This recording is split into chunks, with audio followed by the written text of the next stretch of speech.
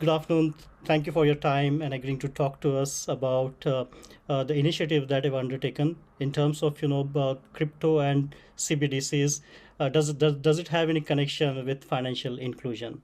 And you have been quite vocal on the podcast and the media channels and writing about your views on CBDCs and crypto.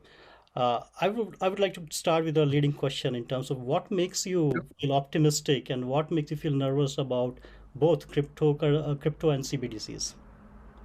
So I think first of all, probably little definition might be quite useful. I mean, crypto is a very wide definition and is really talking about digital assets and digital currencies, and it covers the whole mass because it's about cryptography and how they're disseminated on a blockchain or some sort of decentralized ledger.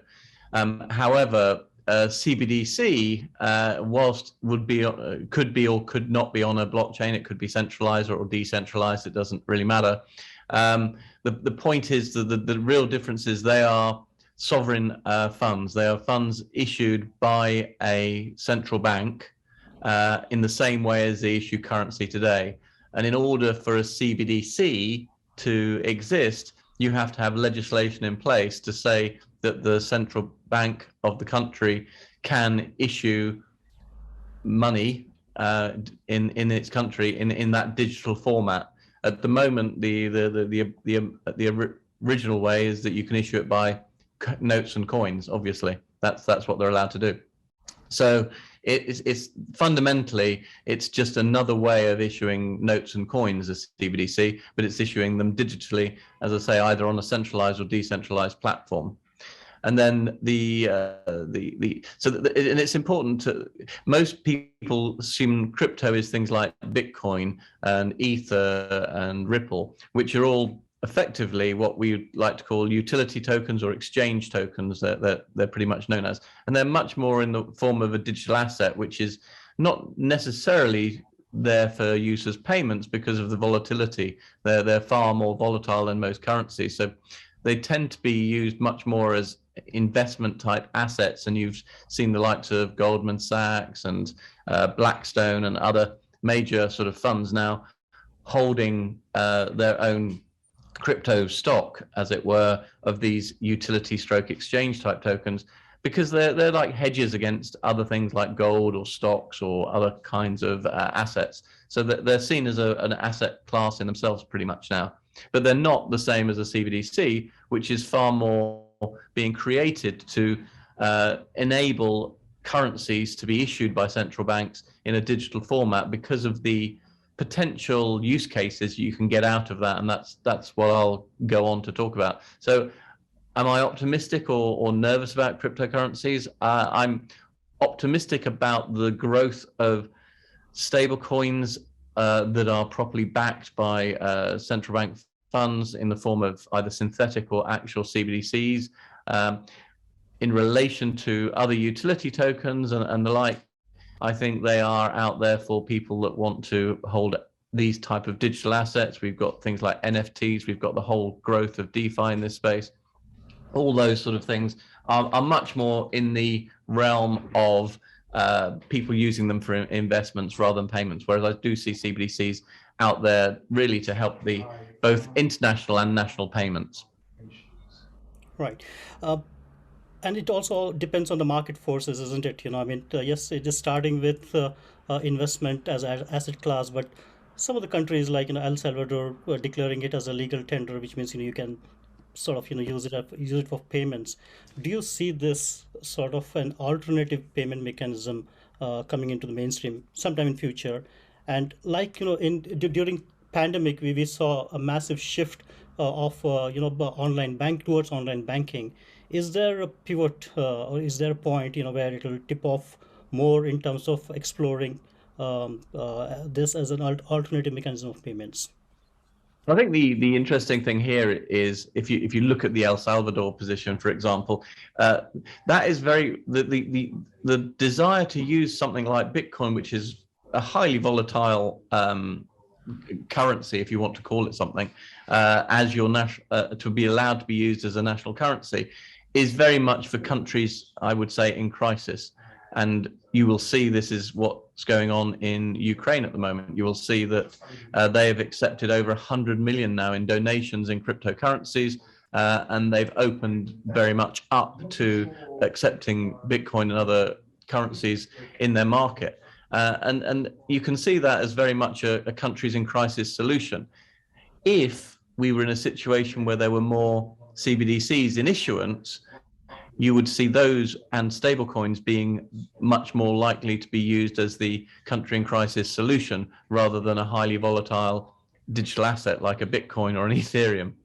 So I think there is definitely the need for these at the moment, and you can see, as I say, some countries going that way. But then you have other countries like in the Caribbean where they're issuing their own CBDCs for their own communities, and they're very much a domestic product issued in that community because it's a way of sort of moving money within the digital community in the country to enable quick movement of money, financial inclusion being one of the points that comes out of that. And you may say, well, how can something like this foster financial inclusion? And to that you would say, well, perhaps there are issues around digital inclusion first, because a lot of the people that are financially excluded are also digitally excluded. They can't get near a mast to get onto the internet. They may not have funds to have their own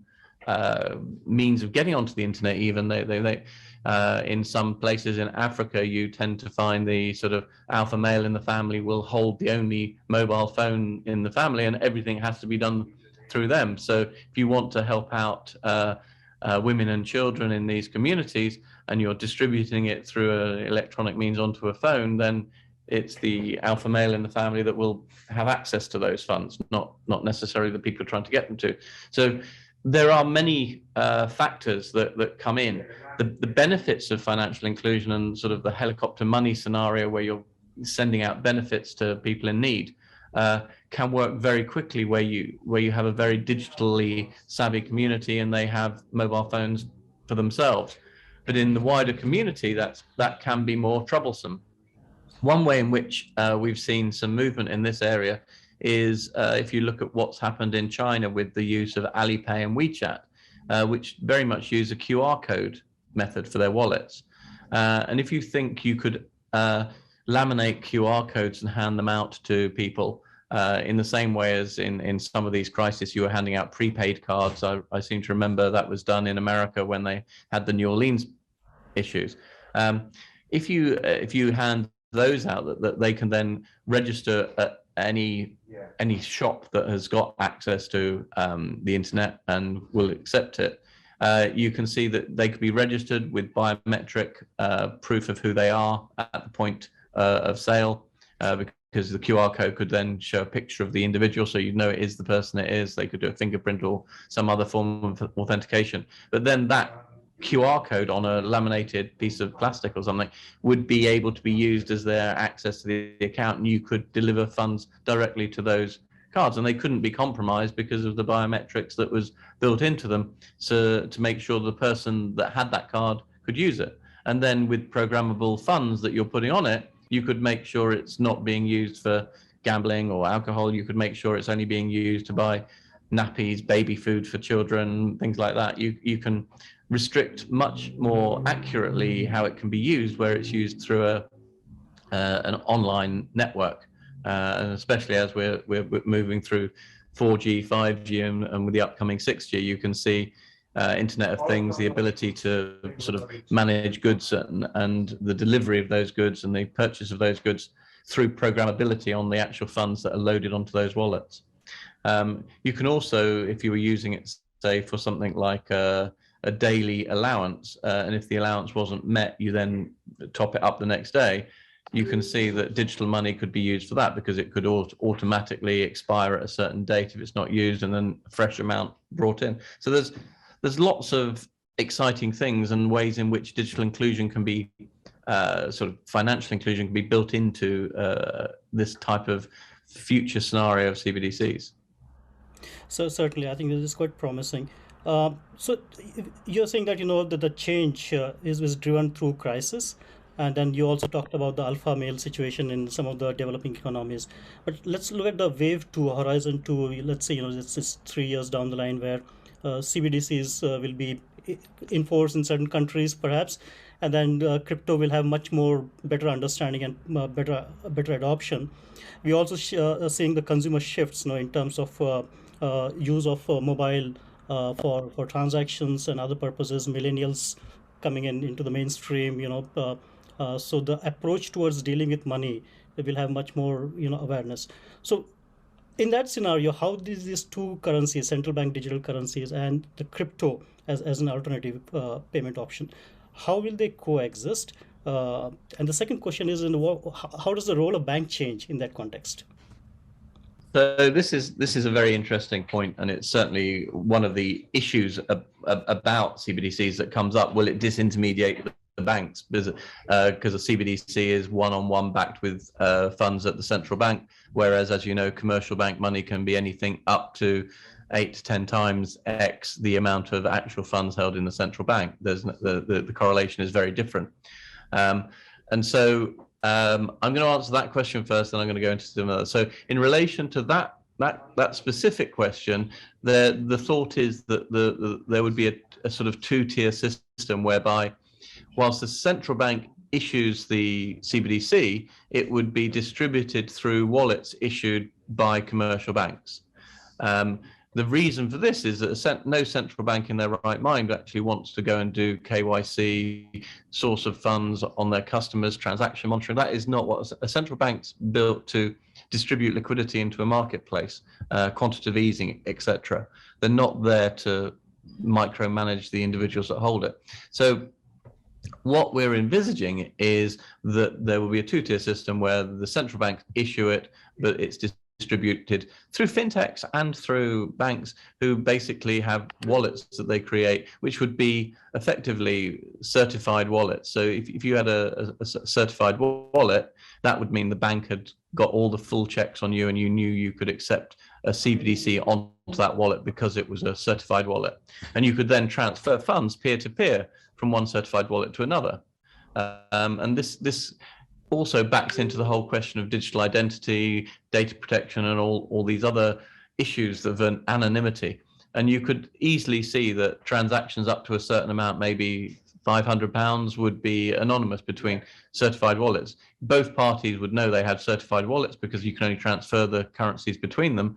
But at the same time, I would not know who you are. You could be a stall trader selling me a hot dog at a football match, and I could send you the coins because your wallet is certified. They can go from mine to yours. I don't need to know who you are, or all I need to know is I got my hot dog and I ate it. And so you could see that you could do a lot of stuff you can't do with bank accounts today, because on a bank account today, that would be a digital transfer of funds from your bank account. But it would be much more difficult to know who the two parties are and that they've both been certified. You don't know that when you're paying someone. So it gives you that flexibility. Equally, when funds get up to a certain amount, it would automatically enable both parties to the transaction to have access to the data they need to justify that transaction is what it is. So it would basically put pay to things like push payment frauds that you're getting at the moment, where banks are coming out and people are sending fake invoices, people are paying them and then finding out that wasn't the real person. Here, you always know who your counterparty is because they have to have a certified wallet, and at a certain level of transaction, you can get that certified wallet justified to say it is who it's supposed to be. So you know you are paying the supplier that's sending you those goods, rather than paying some fake supplier that's come up and basically created a copy website and copy goods and it's not going to deliver you anything. So it can remove some of those issues. You can also build in, again, with direct open banking payments from your bank account, the whole system that credit cards and that have built up in relation to chargebacks and the ability to protect you in the event that the seller goes bust or whatever, and you never get your goods, can all be built into programmable money. If you don't get your goods, the money never the transfer has taken place, but it gets rebooted, as it were, in the event the goods are not delivered because the company's gone bust. You book your holiday with the airline, and it doesn't actually go across until the time at which you take the goods or services and they're properly supplied. So you have a lot of stuff that you can build into the programmability of a CBDC, which you couldn't build into normal bank payments today, and that's the excitement. I think, yeah, it certainly is. Uh, Currently, we are talking about, a billion people plus who are unbanked or underserved. They end up paying poverty premium uh, because the bank or the financial services don't make enough money, on those consumers. So with this programmable form of money, one can have more targeted sort of, transactions. A lot of the middle layer could be addressed and minimized or removed in some cases. What does it mean to the people who are underserved? Will it create a kind of level playing field for them? Will it give them more access to affordable finances? The point is, it should basically equal up in many respects the ability for everyone to be on that level playing field, um, provided everyone has got the same access to digital funds. Because, as I say, the whole question of digital inclusion came up in a paper that was published by the UK Finance last year, and there is still a massive level of financial and digital exclusion in the UK. Rural areas that may not have access to internet, parts of the population that do not have access to a computer or to a mobile phone. Indeed, during COVID, that was made even more stark when the government was handing out tablets and laptops to communities where schools were trying to do remote learning, and they were finding it difficult in some of these areas. So in some respect, a lot of that digital exclusion was the acceleration from exclusion to inclusion was grown due to the COVID lockdown, because there was a lot of push by the government to get people online. And so I think partly that has enabled us to be in a position where more people are digitally included now than they were previously. And as soon as they're digitally included, the use of a CBDC or equivalent stablecoin issued backed by government, by funds at central bank, are enabled. And so we need to build both that digital inclusion, but also the education behind it. So the digital education to enable people to be able to use these devices in a way that enables them to act financially. So if you think about the way in which a lot of goods and services are available online, but if you don't have an online device, you're excluded. You can't buy stuff on Amazon. You can't buy stuff on all these online clothes. So you're forced to go to normal shops where the prices may or may not be higher, but you're missing out potentially on a lot of discount or goods that you could otherwise not source even. And so that is what we're talking about when we're talking about digital exclusion in relation to those parts of society that are currently unable to buy those goods and services. So this can all be accelerated, but you have to have digital inclusion before you can have CBDC stroke financial inclusion in the same source. No, absolutely. And, I think with the connectivity and the infrastructure getting better, obviously it'll only get better, it won't diminish, I believe. My kind of final question is, when this CBDCs and digital currencies becomes a new normal, and we see the industry sectors fusing together, for instance, financial services and retail, financial services and utilities, travel, where embedded finance is more the in thing, driving personalizations. What are the future possible use cases that you see in terms of driving not just inclusion but driving more e-commerce, through this new era of digital coins? Well, I mean, the interesting thing is that if you listen to a lot of the futurists talking about where we're going to be in the next 10, 15 years, because that's probably the timeline we're looking at to get that kind of embedded CBDC interaction. And so equally in that time period, you would see the growth of digital inclusion, because, as I say, you can't have financial inclusion without digital inclusion. That is one of the things that is fundamental, and you have to have digital education to build that digital inclusion as well. So that they're all building blocks to this future. But the future we see in this CBDC world is the growth of the Internet of Things, the growth of AI, the ability to predict payments, to manage your net worth, and you can see the idea of net value of individuals with accounts moving up and down in real time based on work being done and money being spent on things, interest coming in for money held in accounts, interest going out for payments on credit cards, etc. And that whole space, that aggregated space coming in to actually have a real net worth at any given time, and that net worth is in two pieces. One is capital net worth, and one is actual spending power net worth. And both of those are different, but they will be managed very much in this digital future world, in a real-time scenario, fully aggregated. And that's where the fintechs are coming in. That's where AI comes in to make sure you've always got the cheapest gas and electric that you're spending, that you're utilizing your car in a way. And data is going to be very much a new form of cash as well, insofar as you're using your car to drive from A to B. That will use so much petrol, but it will also be delivering the data of you moving from A to B and the car being left at point B. We've seen the growth of these sort of shared apps with Airbnb. We've seen Uber for cars. I think there will be more sharing rather than ownership in the future as well. So you use what you need. You don't, when you're not using it, someone else will be using it. So that will effectively reduce global carbon footprints. And the whole ideas behind things like smart cities is very much about, in that enclosed city environment, how can you ensure the best use of carbon emissions? How can you make sure that the electricity is being utilized in the best way by all the individuals?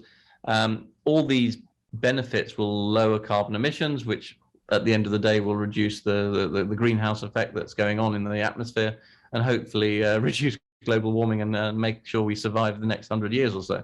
That all these benefits will come out and will be able to be utilized if you've got a form of digital cash behind that, which is your CBDC or equivalent that's been put into play in the marketplace. Robert, you really set out the big picture, behind what is the impact on not just the community economy, but also on the planet. So thank you very much for sharing your views. I really enjoyed the discussion with you, and thank you very much for your time. Thank you, Sue. Nice to meet you, Ravi.